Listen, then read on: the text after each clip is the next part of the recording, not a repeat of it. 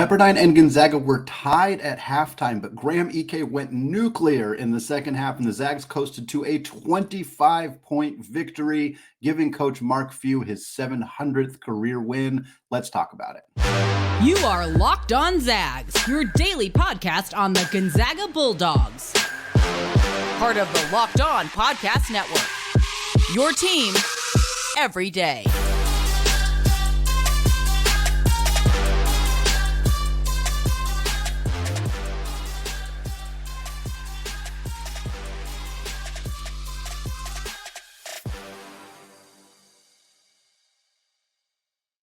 What is going on, y'all? Happy Friday and welcome into the Locked On Zags podcast, part of the Locked On Podcast Network, your team every day. I am your host and longtime Gonzaga podcaster, Andy Patton, here to bring you news and updates on all things Zag athletics.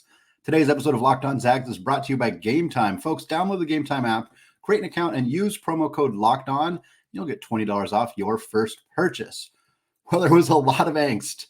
A lot of angst in the first half of Gonzaga's game against Pepperdine on Thursday evening, but it turned into relief as the Zags blew out the Waves in the second half to earn Coach Few his 700th win. We'll talk about that for Coach Few. We'll talk about the game here in the first segment, close out the show with some things we're going to be looking for Gonzaga's game on Saturday against San Diego, another team they've already played this year and beat quite handily. We'll get to that to close out the week. But first, let's start with this game on Thursday evening. For those of you who have been listening to the show throughout the year, you know that we've been doing kind of the good and the bad from the game, as well as going through my 5 keys to the game, my 5 things I'll be watching for. And it's fairly simple. The bad was the first half, the good was the second half. There's not a ton else more that needs to be kind of litigated on that. Gonzaga really struggled in the first half of this game. They were never really able to pull away from Pepperdine. It was not turnover issues. They didn't turn the ball over all that much. They forced Pepperdine into a lot of tough shots. The offense just couldn't get going. Part of it was Anton Watson picking up his second foul of the game with 14 minutes to go in the first half. He ended up sitting a huge chunk of the first half because of that. Graham Ike played well in the first half. He played much better in the second half, but he played well in the first half, but he had to sit on the bench as well, just with some fatigue issues. Braden Huff struggled in the first half of this game. He was not playing at his best. He played a little bit better in the second half as well, but still some freshman stuff from him that you're seeing. Some inside, he got pushed around a little bit more than you'd like, committed some dumb fouls, and I think that allowed Pepperdine to kind of get back in the game. It wasn't just him by any stretch. Dusty Stromer had a really rough first half as well. Took bad shots early in the shot clock, which is kind of an uncharacteristic mistake from him. Lost his defender, committed some dumb fouls on the other end. Nolan Hickman hit Gonzaga's first 3 of the game and then went 1 of 7 after that in the first half. He didn't have an awful game overall. I thought he took generally good shots. There was only a few instances where it's like, oh, that wasn't a very good shot, but a couple of them were at the end of the shot clock too. But he just wasn't finding the bottom of the net, especially in that first half for him. But Gonzaga also struggled at the free throw line in this one, 6 of 12 from the free throw line in the game. That's a big issue for them and something that has been a pleasant surprise for the majority of the season, how well they have been at the free throw line. So just hopefully just a blip in the radar and a bad night on the road in this environment against Pepperdine. Not exactly sure what happened. 6 of 12 is a pretty small sample size. That's part of the issue too, is they didn't get to the line all that much. Officiating was fine in this game. It was a little bit of home cooking. There always kind of is when you're on the road. I think that's fine. You can accept that. But Gonzaga didn't get to the line as much as they probably should have, but they also weren't converting. So you can't really blame the officiating for that. Also didn't generate a lot of turnovers. I think some of this is a credit to Pepperdine. They were forced into a lot of bad shots offensively because of Gonzaga's defense, but they didn't turn the ball over all that much. Only 5 in the first half and only 9 in the game. So only 4 turnovers for them in the second half. But the second half is where Gonzaga really shined. Overall in the game, they out-rebounded Pepperdine 42-26, but it was even more prevalent in the second half. The defense, again, continued to force them to take bad shots all game long.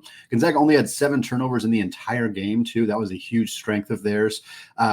In the first half, missing shots they shouldn't have been missing. In the second half, they kind of just made the shots they should be making. That was the biggest difference. One of the things I love that got brought up in this game by Richard Fox and Greg Heister on the broadcast was that this Gonzaga team has to fight a little bit harder because they tend to not be able to stretch a 4-point lead into a 15-point lead into a 20-point lead. And that has been true. That is a true point about this Gonzaga roster. They then did it pretty much immediately after that conversation happened on the broadcast. And I thought that was kind of a funny anecdote, because it isn't something that this team has done all that well, but they really managed to do it in this game. I want to go through the 5 things I laid out before the game as kind of what I was going to be watching for. A big thing for Gonzaga was trying to stymie Pepperdine's big 3 of Michael Ajayi, Javon Porter, and Houston Millett. As you would expect, that was even more prevalent in the second half. Porter had 13 in the first half and finished with 16. So he had 3 points in the second half. Houston Millett had 9 in the first half. Michael Ajayi had 6 in the first half. That's what they both finished with.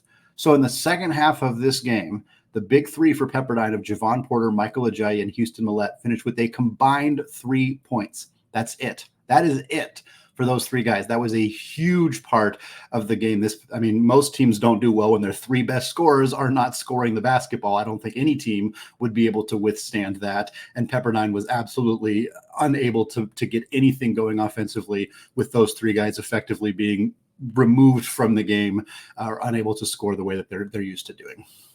Key number 2 was make Pepperdine double team Graham Ike. And they didn't do it. They did not do it. They didn't do it the first time out. They didn't do it the second time out. Graham Ike had 24 points on 7 rebounds on 11 of 17 shooting. He had 10 of Gonzaga's first 15. He finished with 11 in the first half, had 13 in the second half. And in the second half, they did start to double a little bit more. They didn't do it in the first half. They did it a little bit more in the second half. When that happened, one of the biggest things of growth that I think we saw in this game, if you wanted to take some real positives going forward, as opposed to just, oh, it's Pepperdine, so it doesn't matter, there's always positives to take. And one of the biggest ones for me was Graham's ability to pass out of the double team. There were instances where he swung the ball all the way across the floor to wide open 3-point shooters. There was times where he just kicked it out, and then Gonzaga moved the ball around and were able to catch Pepperdine in a situation where they were trailing the ball and unable to catch up. Gives Gonzaga a good opportunity to score.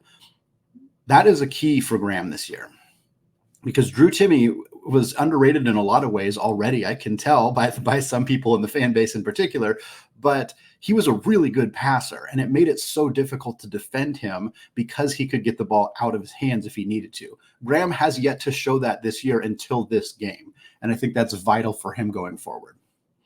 Key number 3 was finding the outside shot. First half, 3 of 12. Second half, 5 of 8.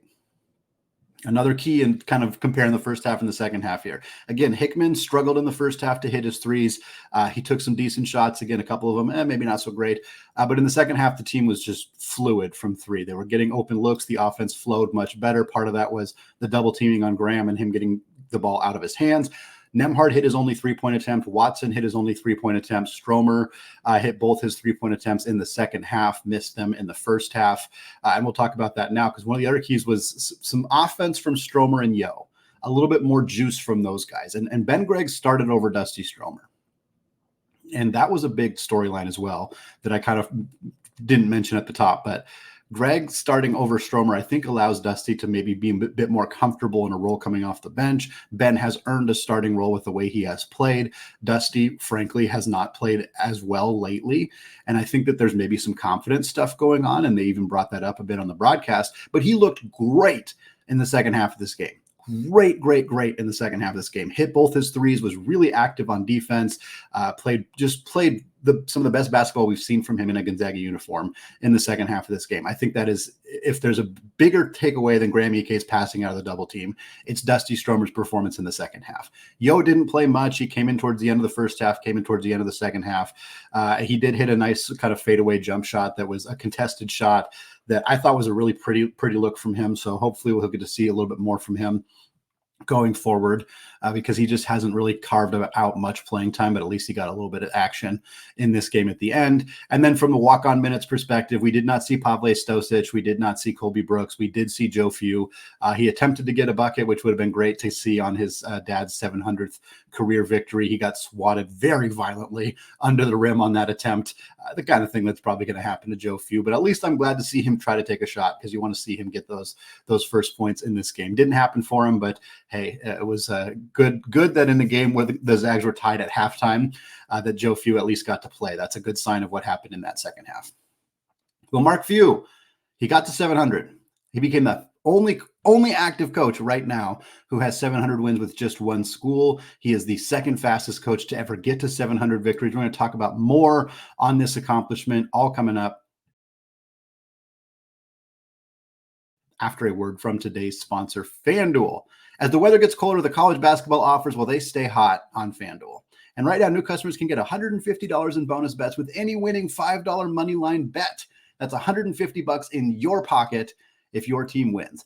I've been thinking about joining. If you've been thinking about joining FanDuel, there is no better time than right now to get in on the action. The app is really easy to use. There is a wide range of betting options, which include spreads, player props, money lines, over-unders, and more. Right now, Gonzaga's women's team, we'll talk about them in a second, 10,000 to 1 odds to win it all. They are playing like a phenomenal team right now. I know it's the WCC, but man, 10,000 to 1, you got to sign me up for that. If you want to join me, visit FanDuel.com/lockedon and get in on the action this college basketball season. FanDuel, an official partner of the NFL.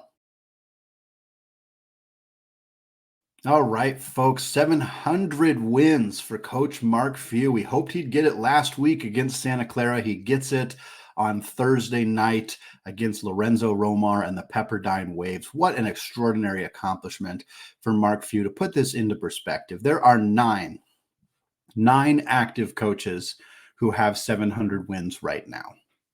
Mark Few is the only one of those coaches who has done it with just one school.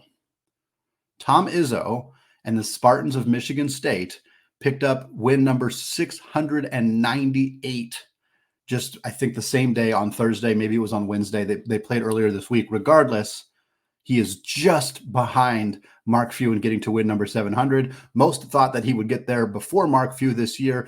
They struggled in the non-conference much more than people thought that they would. Gonzaga did to an extent as well, although not quite at the level of Tom Izzo and the Spartans. But either way, Michigan State will get there very soon. Tom Izzo will earn this incredible accomplishment. But for Mark Few to be here first, to be in this conversation, is just extraordinary. And we've been doing a little bit more of this kind of looking back on Locked On Zags than I think I expected to do this year, in part because we've seen streaks come to an end. We saw the AP streak come to an end, and we talked about how impactful that streak has been for Gonzaga and how much it highlights the growth of this program since 2016 when that streak first started. We've been talking about how this program's struggles in the WCC are a little bit more reminiscent of times, back 10, 12 years ago when Gonzaga was more likely to actually lose games in the WCC. So we've been doing a bit more introspection than perhaps I would have thought for this season here on the Locked On Zags podcast, but we can't just skip over it when Mark Few gets to 700 wins. 700 wins in 840 games. He is the fastest coach to get to 700 wins since Adolph Rupp. In case you want to know where Adolph Rupp coached, Gonzaga is playing Kentucky on February 10th at Rupp Arena. Adolph Rupp was the coach at Kentucky from 1948 to 1958. He is considered an all-time great, a legend of college basketball, and Mark Few becomes the second fastest coach to get to 700 wins behind him. An unbelievable accomplishment. Mark Few, 83.3% winning record. It is the best among active coaches. And most of this fan base is not going to make these arguments. There are keyboard warriors on social media who will be like, well, it's because it's at Gonzaga. He's got to do it at a different school. Gonzaga wasn't this when Mark Few took over to turn a program that had the resources Gonzaga had when he took over, that was in the conference that they were in when he took over, the same conference they're still in the locality that they're in Spokane, Washington. To win 700, it was like, well, they're doing it against inferior competition. Yeah, because they got better than the competition that they played. Gonzaga didn't start with a leg up on the teams in the WCC. They hadn't won a conference tournament game until like a 95, I think, and then they won again in 99, and then that's when Mark Few took over the next year, and boom, they've been in the tournament every single year since then. This ability of Mark Few to stay at the same school, which has always been one of the greatest traits amongst a coach who has so many intangible traits as a coach, as a leader, et cetera, et cetera. He's not without his flaws, but this isn't the time for that. But for him to have stayed at Gonzaga, when people told him, Great article from Theo Lawson of the Spokesman Review. I want to shout that out before we go on, because some of the anecdotes, I didn't pull any specific quotes because I want you all to read the article there. It's a really good introspection on Mark Few. Great quotes from Leon Rice, from Tommy Lloyd, from Ray Giacoletti, from Bill Greer, a handful of other people who've been longtime assistants under Coach Few throughout this tenure. And the fact that people were telling Mark Few in the early 2000s, you have to go somewhere else. You cannot win here. You cannot do what you want to do as a coach, accomplish what you want to accomplish, what you need to accomplish, what you're capable of accomplishing. They told him he can't do it at Gonzaga, and he didn't listen to him. And now he's been to 8 straight Sweet 16s. He's been to multiple Final Fours. He's been in the national championship twice. Yes, there is still a hurdle to be overcome. And yes, this season does not feel like the year where that's going to happen. And the focus more is continuing the NCAA tournament streak, winning the WCC tournament, et cetera, et cetera. We know that where the program is in this year, and we know that it has not been up to the par that we have seen from this program in the last 8 years. But think about what that level is. I mean, it's incredible, the level that Gonzaga has been operating at. And it is hard in the moment to really remember, like, this program should not be at this level. This is not where they should be. This is not where programs like Gonzaga ever end up. And yeah, they may have a slight disadvantage in terms of not being the size and not having the donor base and the alumni base and just the overall infrastructure that programs, like Duke and Carolina and Kentucky and Kansas and Michigan State, et cetera, do. But the fact that Gonzaga is competing with them is all the more impressive and is an incredible testament to Mark Few's ability as this head coach, his loyalty to this program, and his steadfast belief that this program in Spokane, Washington is capable of competing at the highest level. He never didn't believe it. He never stopped believing it. He still believes it. And he's been proven right time and time again. Beyond his loyalty, his ability to adjust and be flexible and be on the cutting edge of college basketball is unprecedented. Mark Few has changed his offense so much. Most coaches who have been around as long as Mark Few have changed their offense. Rick Pitino's not running the same offense at St. John's, even that he ran at Louisville, even that he ran at Kentucky, even that he ran at Providence in the 80s. He's not. He has made adjustments. Tom Izzo has made adjustments. Some coaches are better at making adjustments than others. Some coaches kind of fade into obscurity, or not necessarily obscurity in the case of Jim Boeheim, but they fade in terms of performance because they're not making those adjustments. Mark Few has made those adjustments. Tom Izzo, Rick Pitino, et cetera, they have. That's why they're at this level still. That's why they're still coaching elite, or in the case of St. John's, going to soon be pretty elite programs at this age, at this level, at this amount of time in this industry. Because Mark Few, they ran the flex offense in the 90s, 2000s. Now they're running a completely different offense, this motion offense. They've adjusted it year to year as their personnel has changed. And to see Mark Few be so willing to make those changes and not hold on to, like, I have to do it this way because that's what worked for me. Like, no, be flexible. Be willing to make those changes, not just from an X and O's perspective, but from a coaching style perspective. Generations change. And you got to change the way that you coach young kids to figure out how to get the best out of them. Mark Few has made those adjustments. He's on the cutting edge in terms of recruiting. And yeah, I know people are concerned about their current recruiting, and I get it. But they went international before most. They landed Rony Turiafs and the Robert Sacres and the Kevin Pangoses and the Domantas Sabonises and the Shemek Karnowskis. Yes, Tommy Lloyd had a big part of that, but Mark Few didn't just let Tommy do whatever he wanted. There was oversight over that. And Mark Few and Gonzaga and Tommy and everybody, their decision to pursue international players because they knew they could not land the 5 stars at this time in the program was what kept them alive. It's what put them in positions to win as many games as they have. Beyond that, they were instrumental in the sit-out transfer, going and getting guys and having them sit a year and bringing them and having them blossom in that year behind the scenes. Kelly Olynyk, I know, is not a transfer, but he kind of helped spearhead that with his redshirt season before becoming an All-American. Then we had Kyle Wiltshire. Then we had Brandon Clark and Nigel Williams-Goss and Jonathan Williams and all these guys who sat out a year and then blossomed. Gonzaga did that. There was no precedent. They found out to do that. They realized they could do that and make a killing by adding players who then could blossom behind the scenes and have these huge successful seasons. Then they figured out the grad transfer market. Before the transfer portal existed, before you could transfer and play right away, Gonzaga said, what if we just go after these grad transfers and find ways to add pieces that we need right away? Go get a high-level shooting guard in Jordan Matthews. Go get a 3 in Byron Wesley who can start on this team right away. Go get a new backcourt that we need in Ryan Woolridge and Admon Gilder and just pop them both into the system. Like, now that is every team can do that because the transfer portal rules have changed. But Gonzaga figured that out before a lot of other teams did. And they found ways to add roster talent, and they found ways to fill holes that other teams weren't doing.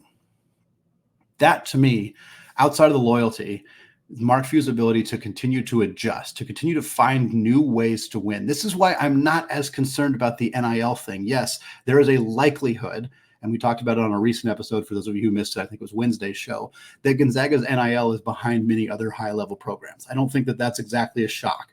I don't think that NIL is as big of a problem for Gonzaga as some people are making it out to be, and part of the reason is because Gonzaga has always found ways around this.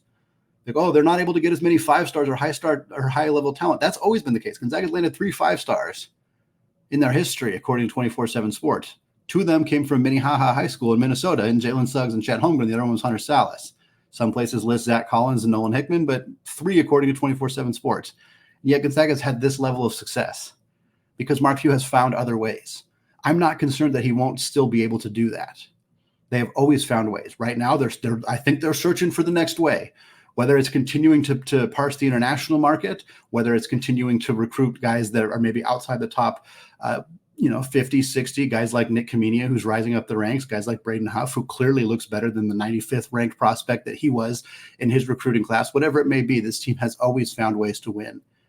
Mark Few is one of the best winners in college basketball, and I have very little doubt that that won't continue going forward. I want to give a quick shout out to Lisa Fortier as well. 250th career win for her, where Gonzaga's win over LMU at the Kennel on Thursday evening. 72-48 was the final score. Absolutely blasted the Lions of LSU. Yvonne Ejim, who we spoke about very recently on the podcast on Thursday's episode, she had 24 points on 11 of 15 shooting, one of the most efficient scorers in all of college basketball. Fantastic performance from her, 12 boards as well. Coach Fortier, 250 wins and just 61 losses while at Gonzaga. Incredible run from her. This team looks really, really good right now, and I'm excited to see how they continue to do this season. We're going to close out the show previewing Gonzaga's Saturday evening game on the road in San Diego against the Toreros. What can we expect to see? What are we hoping to see for this team's second matchup against this team this year? All that coming up after a word from today's sponsor, Game Time.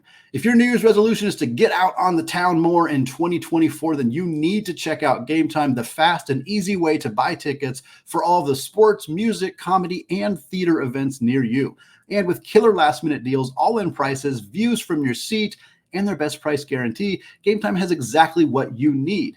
Folks should not have to worry when you're buying tickets to your next big event, and thankfully, Game Time has got you covered because they have deals on tickets right up until the start of the event, and in some cases, even an hour after it starts. Game Time is the perfect place to find last-minute seats. Take the guesswork out of buying tickets with Game Time. Download the Game Time app now, create an account, and use promo code LOCKEDONCollege, and you'll get $20 off your first purchase. Again, create an account and redeem code LOCKEDONCollege for $20 off. Terms do apply. Download Game Time today. Last-minute tickets, lowest prices, guaranteed.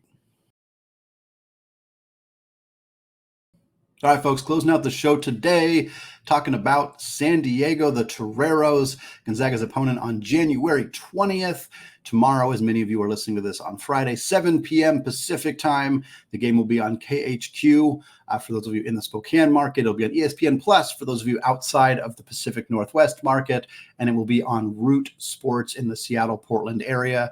For Thursday's game, I said Root Sports Plus because that's what it was listed as. I ended up finding it on Root Sports. Sometimes it's hard to say. Fubo is the best way for me personally to find the games. I'm not trying to be a shill for Fubo.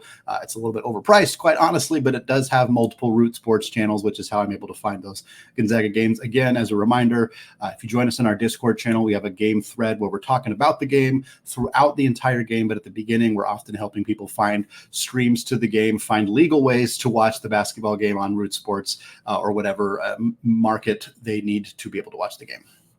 Zags played San Diego on January 6th in the Kennel. It was their first WCC game in the McCarthy Athletic Center because they played they played Pepperdine a few days before that at the Spokane Arena. The Zags won this game against San Diego 101-74. This was the Ben Gregg breakout game. For those of you who remember, Ben had 22 points, he had 7 rebounds and 4 steals, all coming off the bench.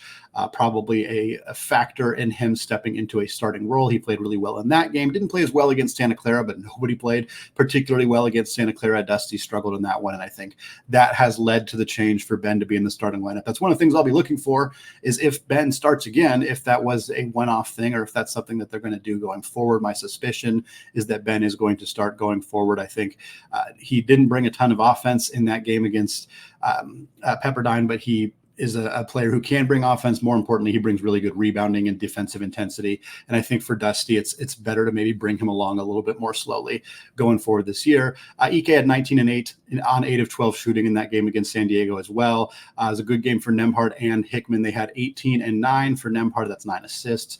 Hickman had 17 and 4. The Zags shot almost 44% from 3. Since that game, San Diego is 0 and 2. They hosted San Francisco and lost by 20, 83-63. They then hosted Pepperdine and only lost by 6 in that one, 83-77. It was actually Pepperdine's first road win in 29 games, came against San Diego. They were supposed to play Portland on Thursday in Portland. That game was canceled because of the snowstorm here in the Pacific Northwest. But the point is, San Diego wasn't a particularly good team when Gonzaga played them. They haven't looked particularly good since then. Going through our 5 kind of things we'll be watching for in that game, a lot of similarities to what we said in the Pepperdine game and a lot of similarities to what we said last time these two teams played. Key number 1 is just get the ball in the paint. Make them double team Graham Ike, just like we saw. I made a prediction last week that Graham Ike would be WCC Player of the Year. The next game, he played very bad against Santa Clara. A couple people asked me if I was sticking with my prediction. I am. And now I'm even more confidently sticking with that prediction after he put up 24 and 7 against Pepperdine. But a handful of teams are not choosing to double team Graham Ike. Sure, I think Graham will have a harder time against Mitchell Saxon at St. Mary's. I think he'll have a harder time against Jonathan Mobo at San Francisco. He'll have a harder time the second time they play Santa Clara because they're the 5th tallest team in college basketball. But Graham is dominating everybody else. And I think he'll still perform well against those teams if he can avoid foul trouble. And in this game, there's no reason that Graham cannot do what he did last time and put up 20 points on 12 shots. I'll be interested to see as well if San Diego does attempt to double team him, if Graham can be better at getting the ball out of those double teams, having Gonzaga's offense swing the ball around and find open shooters. Because if they're capable of doing that, it makes it even more difficult to double team him. And if they can't double team him, he's just going to go to work. Key number 2 is active hands and forced turnovers. USD turned the ball over 19 times the last time these two teams played. They are a turnover-prone squad, to say the very least. Last time out, the Zags had 14 steals, 4 of them from Ben Gregg. That was a career high. Ryan Nembhard also had 4. Hickman had 3. It's a great way to get out in transition and score points. It gets the crowd going in a home arena and an away arena. It's going to quiet that place. Jenny Craig Pavilion has not ever been a particularly difficult place for Gonzaga to play against this San Diego squad, but getting turnovers, getting out in transition, it builds the confidence. It builds up big leads in easy ways. It allows Gonzaga to get points without having to set up their half-court offense. I think it's a good potential confidence builder for guys like Dusty Stromer, which is what I want to talk about in number 3, which is basically the same. More from Dusty Stromer, more from Jun Sakyo. Stromer had an absolutely incredible second half of basketball against Pepperdine on Thursday. He was not good in the first half. And I mean, the broadcast straight up mentioned it looks like he's lost his confidence. He was taking shots really early in the shot clock. He was trying to be set up in the corner, catch and shoot really quickly. But at one point he did it with like 22 seconds left on the clock. Just no need for that. And you can start to feel like maybe he's wearing down from the season. Maybe feels more pressure. Who knows? I don't want to speculate too much on that. I don't know exactly what's going on. But he looked really good in the second half of this game. And it would be great for that momentum to carry over for him. Maybe coming off the bench is helping him. Who knows? But more from Dusty. activity-wise, defensively, more confidence offensively, not just shooting threes, but putting the ball on the deck. He had a really nice pass to Ben Gregg in that game against Pepperdine, where he had the ball on the block and he didn't panic. He had defenders around him. Ben cut to the hoop. He made a little bounce pass to him. Ben scored and was fouled. It was a beautiful play. Dusty has that facilitation skill in him. He has the ability to make those kind of reads, to do that kind of stuff. He hasn't been given a lot of opportunities, but he also hasn't taken advantage of them when he's had them. This is a good game for him to potentially do that. Hopefully we get to see more from Yo as well. There is obviously some reason that Mark Few is not playing him minutes, even in games when they have the opportunity to. He did play in the final few minutes against Pepperdine, but he hasn't cracked into that rotation. Ben has obviously stepped into that kind of 3 role. I think Watson kind of plays more the 3, but regardless, Ben is playing those minutes, but it would be great to see Yo get opportunities in this game.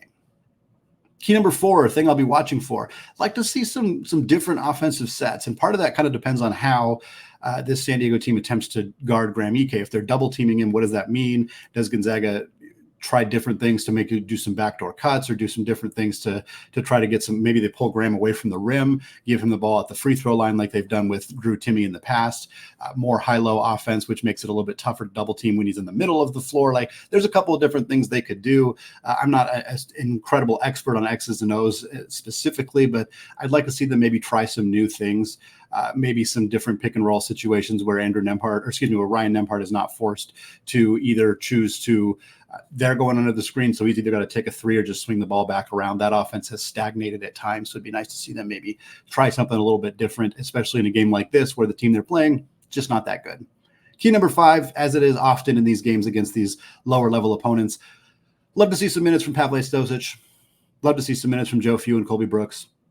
I know that neither Stosic or Brooks played on Thursday where Joe Few did play. Some people get a little rankled when Joe Few plays over Brooks and Stosic. It doesn't really bother me.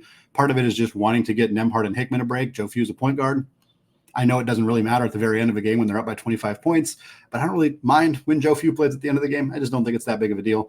I do want to see Stosic get some more development time, though, so hopefully this is a game where Gonzaga has a big enough lead that he can play 3 or 4 minutes as opposed to just playing the last 90 seconds where most of the time you're just kind of standing around, not really doing much. So that would be something I'd like to be able to see Gonzaga get an opportunity to do in this game on Saturday. It's going to wrap it up for today and for this week here on the Locked On Zags podcast. I want to thank all of you for making the show your first listen or your first watch of the day. Shout out to those everyday listeners and shout out to those of you who have joined us on our Discord channel. Going to have a fantastic weekend. We'll be back on Monday with some mailbag questions, talking about the game against San Diego and getting ready for another big week of Gonzaga basketball as they take on San Francisco next week. Thanks for listening. And until next time, as always, go Zags.